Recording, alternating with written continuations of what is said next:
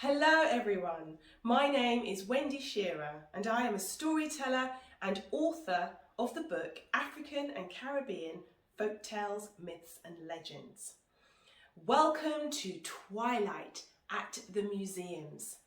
It's that hour deep late in the night when anything magical and mysterious can occur. Today I'm going to share with you a story that originates from West Africa. It's called The Wedding Treasure.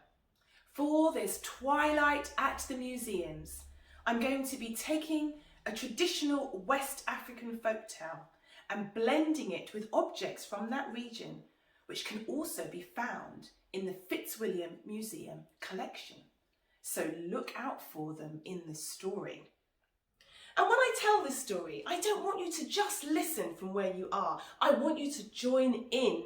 Sometimes I might need some help with some actions or some sounds so that together we will bring the story to life. Now, to make sure you're ready to hear a story, I need to ask you to repeat after me one word. When you hear me say the word crick, I'd like you to reply with the word crack. And that way we will begin the story. Are you ready? Crick! Crick!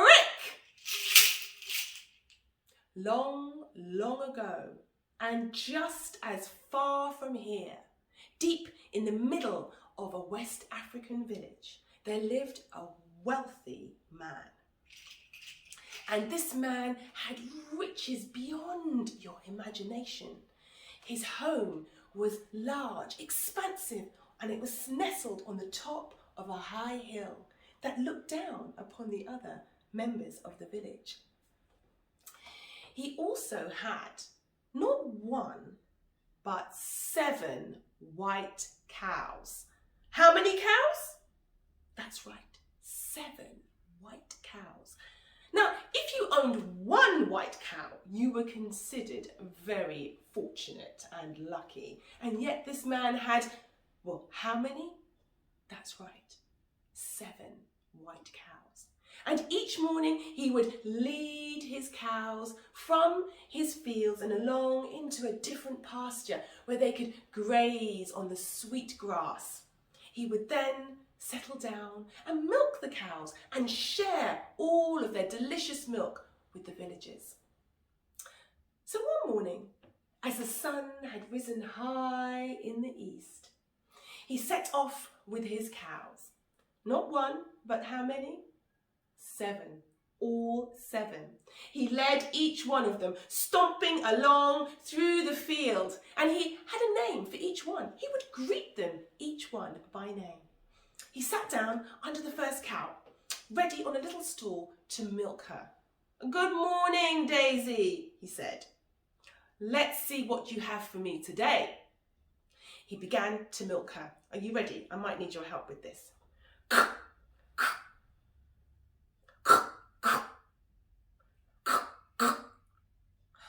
Try and try as he could, nothing came out.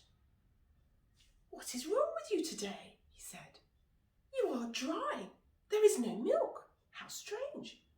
And so he went to the next cow and greeted her and sat down with his stool ready to milk her. Are you ready?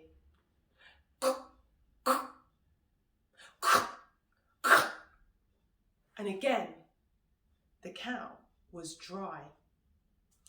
The wealthy man tried this with all of his 7 cows, and each one was dry. There was no milk.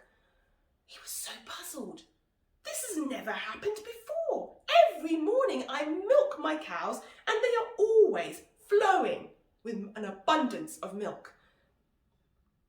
He wasn't sure what had happened. He wasn't sure what could possibly be wrong with them. What do you think? Why are the cows dry? He went home and he paced up and down and he puzzled over this. And then he decided, maybe I should just lead them to a different field, somewhere else where they can graze and get some sweeter grass. And so the next day, he led all of his 7 cows to another field. He let them chomp and chew and munch and graze to their heart's delight. And when finally it was time to milk them, he got his bowl, he got his stool, and, are you ready? He began again.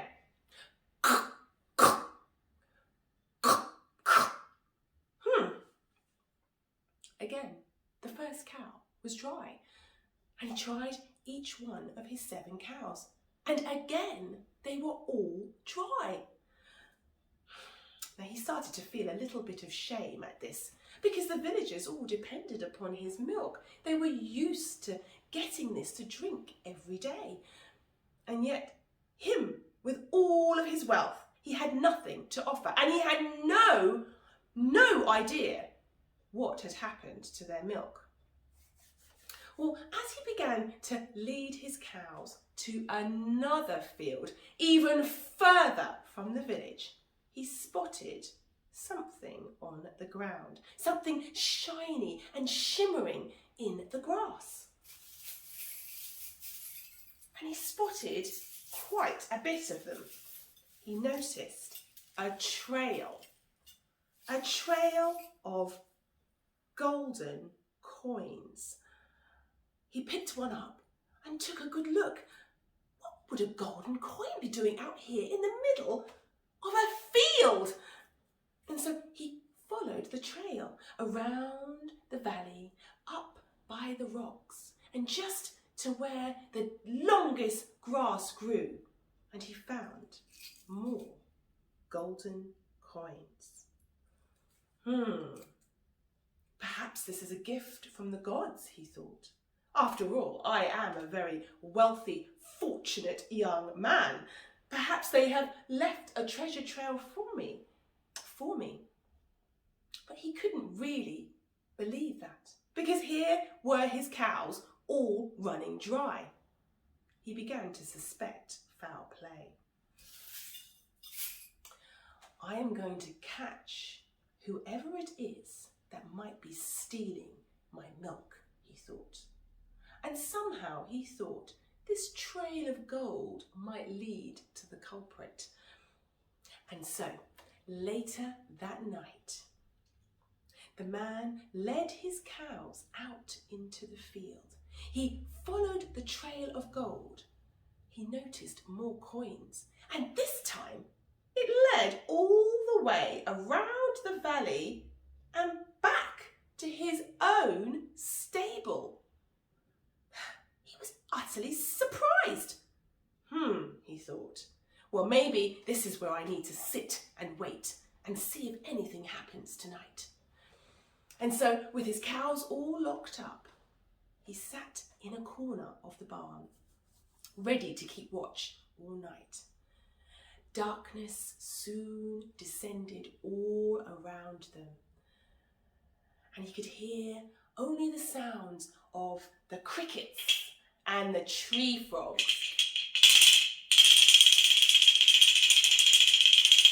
telling him the late hour of the night. That was his only company as the night critters came out to play. He sat very still in the darkness, determined to stay awake. He had his eyes wide open. Can you have your eyes wide open, ready to keep watch? But as you know, tiredness and sleep comes to all of us.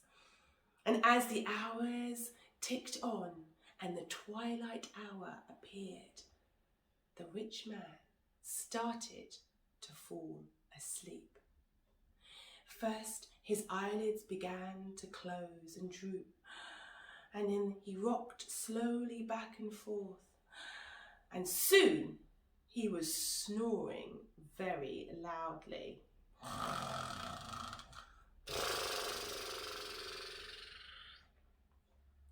It was a sound, a very subtle sound from outside that woke him up. He startled, rubbed his eyes and looked about him until he adjusted to the darkness. he thought nothing was wrong. And then there, in the distance, outside, from the sky, he saw tumbling down a shaft of colourful, beautiful, bright light. It was a beam, a golden, red and orange beam. And first it swirled around. And he could not believe his eyes. This light swirled down from the sky in one stroke, and then, followed by 6 more, there were 7 strands of golden bronze light, a thread coming from the sky. He rubbed his eyes again. Could he believe it? And yes.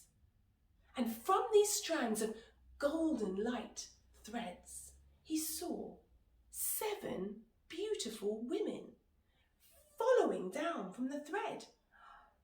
He could not believe it. And each one of the women carried on their heads a bowl, a wide hand-painted bowl. They quietly took their bowls and entered the barn. Sitting beneath each cow, they began to quietly milk them. The man could not believe it. "Thieves! Thieves!" he cried out. The women quickly gathered their bowls and scattered back up their golden threads, all but one who was not fast enough. A young lady with skin the colour of chestnut trees and hazel eyes. She pierced her eyes at him in the darkness. "Do not startle us. We are sorry. We mean you no harm," she said. Well, the man could not believe his eyes. "Who are you?" he asked. "We are daughters of the sky god, Naomi. We came only to borrow some of your sweet milk. We have none in our kingdom. We thought we would repay you with the golden coins. Did you receive them?" she asked. Well, the rich man sighed. All of his anger had just disappeared. They sat and they talked well until the sun rose again in the sky. He could not believe how fortunate he was. They chatted about all of their interests, and here was this goddess with him.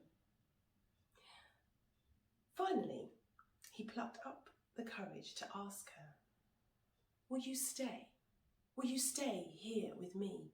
It is not gold and treasure I seek, but someone to share my life and home and wealth with." At first, the goddess was not sure. She hardly knew him after all, but she had such a wonderful time and she trusted him. She said, "I will go and ask permission from my father, and I'm sure he will be happy for us. And I ask only one thing of you. When I return with my bowl, I do not want you to open it. It is mine for me to keep." "Oh, yes, said the wealthy man. "Of course, I have so many possessions. I don't care what you have in your bowl. Bring whatever you want," he said. He waited eagerly for her to return, and return she did, beaming with all of the sunlight around her. They were married and lived happily in his wonderful home. She had placed the bowl on a shelf in their house and trusted that he would never look into it. Would you be able to not look into a bowl knowing that you had no idea what was inside? Well, he found this very, very hard. Day after day, the bowl just seemed to call out to him. He looked at it and he thought, "Well, this is my home. I should know everything about it. There shouldn't be any secrets between husband and wife. There shouldn't be any secrets from me in my own home." He somehow convinced himself that he was entitled to look inside the bowl. And so one day, when his wife was not home, he tiptoed over to the shelf and lifted up the wedding bowl. What do you think was inside? Absolutely nothing. He could see nothing. This is empty! Empty! And he burst out laughing. His laugh bellowed all around the room. He held his stomach, he rolled about, he laughed and laughed and laughed. He laughed so much that he did not hear his wife return. And she was not happy. Now I will return to my father, Naomi, in the sky. What do you mean? What do you mean? Said her husband. I'm sorry I looked in your bowl, but it is empty. What does it matter? There is nothing important in there. But she shook her head and said, it may not look like anything to you, but this bowl is full of all of my treasures. It is not my fault that you cannot see them. I gave you one thing that I asked of you, and now I shall go, because you have laughed and not respected my wishes. And sadly, in a flash of golden light, the goddess from the sky rose back up to be with her family, leaving the wealthy man all alone. He was sorry for what he had done, and he realised that he perhaps should have respected her wishes. He went out and told all of the villagers and shared with them how important it was or is to respect other people's dreams. He passed that on. He passed on his story, and now I have passed it to you. Thank you very much, everyone, for joining in that story of the wedding treasure. I hope that you enjoyed it.